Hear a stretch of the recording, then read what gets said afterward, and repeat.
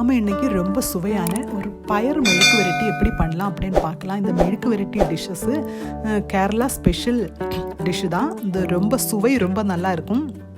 அது மட்டும் இல்லை, பண்ணுறது கூட ரொம்ப ரொம்ப ஈஸி. மசால் கூட ரொம்ப கம்மியாக, அதாவது சில்லி ஃப்ளேக்ஸும் சின்ன வெங்காயம் மட்டும்தான் இதில் மசால் கூட ஆட் பண்ணுறது. அப்போ அதனால் ரொம்ப ஈஸியாக சுவையாக நமக்கு பண்ணலாம். இதுக்கு முன்னாலே நம்ம சேனலில் ப்ரான்ஸ் மெழுக்கு விரட்டி பண்ணியிருந்தோம். அது மாதிரி பொட்டட்டோ மெழுக்கு விரட்டி கூட பண்ணியிருந்தோம். பொட்டட்டோ மெழுக்கு விரட்டி ரொம்ப சுவையானது. ஆனால் அது மட்டும்தான் கொஞ்சம் டைம் எடுக்கிறது. வேறு எல்லா வெஜிடபிள்ஸ் மெழுக்கு விரட்டிகளும் ரொம்ப ஈஸி, அதாவது 5 to 6 minutesலேயே நமக்கு பண்ணி முடியும். பொட்டட்டோக்கு மட்டும்தான் கொஞ்சோண்டு டைம் அதிகம் ஆகும், அவ்வளோதான். அப்போ நான் இன்றைக்கி இது பண்ணுறதுக்கு நான் பயறு எடுக்கிறேன். பயறு நான் இது மாதிரி ஒரு பண்டில் பயறு எடுக்கிறேன்.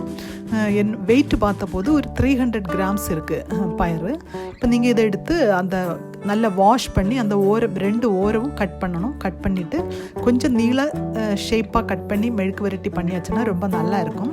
இப்போ இது வாஷ் பண்ணுற டிப்பு எப்படின்னா, நீங்கள் இது மாதிரி ஸ்கின்னோடு கூட உள்ள வெஜிடபிள்ஸ் யூஸ் பண்ணுறதா இருந்தால், அதாவது பயறு, வெண்டைக்காய், கத்திரிக்காய், பாவைக்காய் இது மாதிரி உள்ள வெஜிடபிள்ஸ் எல்லாம் யூஸ் பண்ணுறதா இருந்தால் ஃபஸ்ட்டில் இது நல்ல ஆர்டினரி தண்ணியில் நல்லா வாஷ் பண்ண அப்புறம் ஒரு பாத்திரத்தில் தண்ணி எடுத்து அதில் கொஞ்சோண்டு வினிகர் ஊற்றி நீங்கள் ஒரு 10 minutes சோக் பண்ண வைக்கணும். அதுக்கப்புறம் எகெயின் ஆர்டினரி வாட்டரில் வாஷ் பண்ணி நீங்கள் எடுத்தாச்சுன்னா அதில் அவங்க பூச்சிக்கொல்லி மருந்துகள் எல்லாம் அதிகமாக தளிப்பாங்க. அதில் இருந்தெல்லாம் உங்களுக்கு கொஞ்சம் க்ளீனாகி கிடைக்கும். அப்போ நமக்கு அது நீங்கள் அப்படியே யூஸ் பண்ணியாச்சுன்னா ரொம்ப நல்லது. நீங்கள் சும்மா தண்ணியில் வாஷ் பண்ணியாச்சுன்னா அந்த பூச்சிக்கொல்லி மருந்துகள் எல்லாம் போகாது. அதனால தான் இப்படி வாஷ் பண்ண சொல்கிறேன். நான் இப்போ நல்லா க்ளீன் பண்ணி இந்த சைஸில் கட் பண்ணி கொண்டு வந்திருக்கிறேன். நான் இப்போ இது அவனில் வச்சு குக் பண்ண போகிறேன். இப்போ அவன் இல்லாதவங்க ஒரு பேனில் ஒரு 5 minutes நீங்கள் குக் பண்ணால் போதும். கொஞ்சோண்டு ஒரு 1/4 cup தண்ணி ஊற்றி கொஞ்சோண்டு உப்பு கூட போட்டு அடைச்சி வச்சு ஒரு 5 minutes குக் பண்ணாலே கரெக்டாக இருக்கும். இப்போ நான் இது அவனில் பண்ணுறதுனால அவனில் வைக்கிற ஒரு பாத்திரம் எடுத்து அதில் கொஞ்சோண்டு உப்பு நான் இப்போ லைட்டாக ஸ்ப்ரெட் பண்ணி அதை 1/4 cup தண்ணி ஊற்ற வேண்டாம். அவனில் பண்ணுறவங்க அதில் கொஞ்சோண்டு கையில் எடுத்து கொஞ்சம் தளிச்சு விட்டால் போதும். தண்ணி ஊற்றலைன்னா கூட பரவாயில்லை. அதாவது அவனில் குக் பண்ணும்போது க்ளோஸ் பண்ணி குக் பண்ணணும். குக் பண்ணும்போது அதிலே கொஞ்சம் தண்ணி வரும். அதனால் நான் இப்போ அவனில் 3 minutes தான் குக் பண்ணுறேன். பேனில் பண்ணுறவங்க 5 minutes குக் பண்ணிவிடுங்க. இப்போ நமக்கு நெக்ஸ்ட்டு அது குக் பண்ணுற டைமில் இங்கே ஒரு பேனில் கொஞ்சோண்டு ஆயில், 1 tablespoon ஆயில் எடுத்துருக்கிறேன். ஆயில் அது ஹீட் ஆனப்புறம் அதில் ஒரு மீடியம் சைஸ் ஆனியன், கொஞ்சம் கறிவேப்பிலை போட்டிருக்கேன். இப்போ ஆனியன் நீங்கள் சின்ன வெங்காயம் எடுத்துடுங்க. சின்ன வெங்காயம் ரொம்ப சுவையாக இருக்கும். மெழுக்கு விரட்டிக்கு ரொம்ப பெஸ்ட்டு சின்ன வெங்காயம் தான். சின்ன வெங்காயம் ஒரு 15 சின்ன வெங்காயம் எடுத்து இது மாதிரி சின்னதாக கட் பண்ணி போட்டாலே ரொம்ப ரொம்ப சுவையாக இருக்கும். அது மட்டும் இல்லை, சின்ன வெங்காயம் உடம்புக்கும் ரொம்ப நல்லது. ஊரில் எல்லாம் நல்ல ஃப்ரீயாக நல்ல அவைலபிளாக உள்ளது சின்ன வெங்காயம். அப்போ அதனால் நீங்கள் சின்ன வெங்காயம் எடுத்தாச்சுன்னா ரொம்ப சுவையும் ரொம்ப நல்லாயிருக்கும். தேவைக்கு கொஞ்சோண்டு சால்ட் ஆட் பண்ணிவிடுங்க. நமக்கு ஏற்கனவே பயரில் சால்ட்டை ஆட் பண்ணியிருந்தோம். அதனால் கவனமாக ஆட் பண்ணணும். அதிகமாகிடுச்சுன்னா அப்புறம் ரொம்ப கஷ்டமாகும். உங்களுக்கு பத்தலைன்னா அப்புறமா கொஞ்சம் போடலாம்.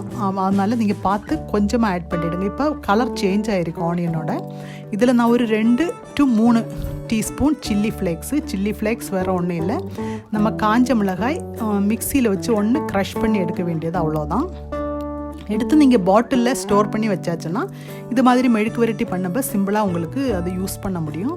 இப்போ இந்த சில்லி ஃப்ளேக்ஸோட பச்சை ஸ்மெல் போனப்புறம் நமக்கு குக் பண்ணி வச்சுருக்கிற அந்த பயறு ஆட் பண்ண வேண்டியதுதான். பயறு அதில் கொஞ்சோண்டு தண்ணி இருக்கும். அந்த தண்ணியோடு கூட சேர்த்து ஆட் பண்ணிவிடுங்க. அப்போ தான் கரெக்டாக இருக்கும். நீ மெதுவாக அந்த பயரும் அந்த மசாலாவும் எல்லாம் மிக்ஸ் பண்ணிவிட்டு ஒன்று லோ ஃப்ளேமில் அடைச்சி வச்சு ஒரு 5 minutes நமக்கு குக் பண்ணணும். இடையில் நீங்கள் ஒன்று கலந்து விடணும் அல்லது அடி பிடிக்கும். இப்போ எனக்கு எல்லாம் கரெக்டாக குக் ஆகிருக்கு. 5 minutes நான் குக் பண்ணியிருந்தேன்.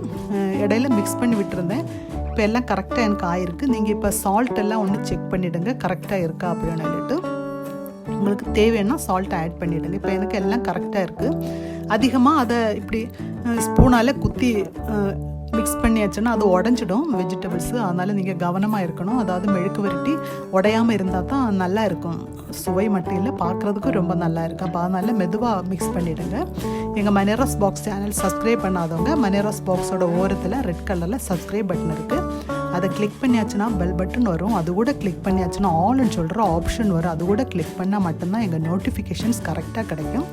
அதனால் எங்கள் சேனல் சப்ஸ்கிரைப் பண்ணாதவங்க சப்ஸ்கிரைப் பண்ணிவிடுங்க. இப்போ நம்ம டேஸ்டியான பயறு மெழுக்கு வரட்டி கொண்டு வந்திருக்கிறேன். நீங்கள் எல்லோரும் ட்ரை பண்ணுங்கள், உங்கள் ஃப்ரெண்ட்ஸுக்கெல்லாம் ஷேர் பண்ணுங்கள், எங்கள் சேனல் சப்ஸ்கிரைப் பண்ணுங்கள், கமெண்ட் பண்ணுங்கள், லைக் பண்ணுங்கள். தேங்க்யூ.